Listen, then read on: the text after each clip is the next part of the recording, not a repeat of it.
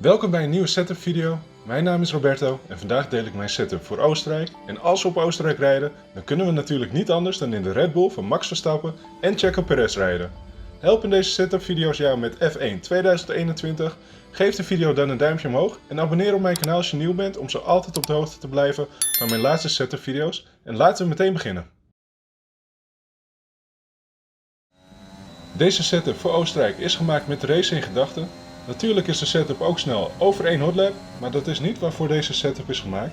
De kracht van deze setup komt echt naar voren als je online gaat racen en tijdens My Team Career Mode. En Oostenrijk is een baan met maar 10 bochten en daarom is het belangrijk dat je elke bocht perfect neemt. In deze setup rijden we met 8-4 vleugel. Wil je meer een hotlap gaan rijden, dan zou ik deze op 9-4 zetten, zodat je wat meer rotatie hebt door de bochten. Nu, omdat deze setup is gemaakt met de race in gedachten, heb ik voor 8 voorvleugel gekozen. Hierdoor heb je wat meer topspeed en wat naar mijn mening beter uitkomt in de race. Ook zie je zometeen in de setup dat het differentieel op 90 staat. Dit is vrij hoog en heb ik gedaan om meer rotatie te creëren door de bochten. Vooral in de derde sector is het fijn als je wat meer rotatie hebt. En vind je de auto echter iets te losjes, dan kun je het differentieel ook terugzetten naar 85. Hierdoor is de auto iets stabieler en makkelijker om mee te rijden. Zoals ik al aangaf is elke bocht op Oostenrijk belangrijk om goed te nemen. En bij de laatste bochten doe ik dat niet. Ook de eerste bocht was niet perfect, maar toch komen we over de lijn met een 1.03.0. Dan gaan we nu naar de setup. Zoals in de video al uitgelegd rijden we met 8-4 vleugel. Wil je meer een hotlap gaan rijden, dan kun je ook voor 9-4 kiezen. 90 en 60% op het differentieel.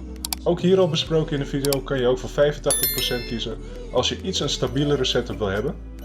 Camber en toe staat op 2,9, 1,3, 0,09 en 0,26.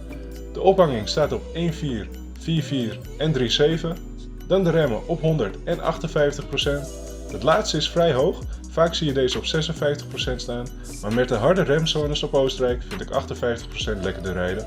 Tot slot de voorbanden op 23,8 en de achterbanden op 23,1. Heeft deze setup jou geholpen? Geef de video dan een duimpje omhoog en abonneer op mijn kanaal als je meer F1 2021 race setups wilt zien. Bedankt voor het kijken.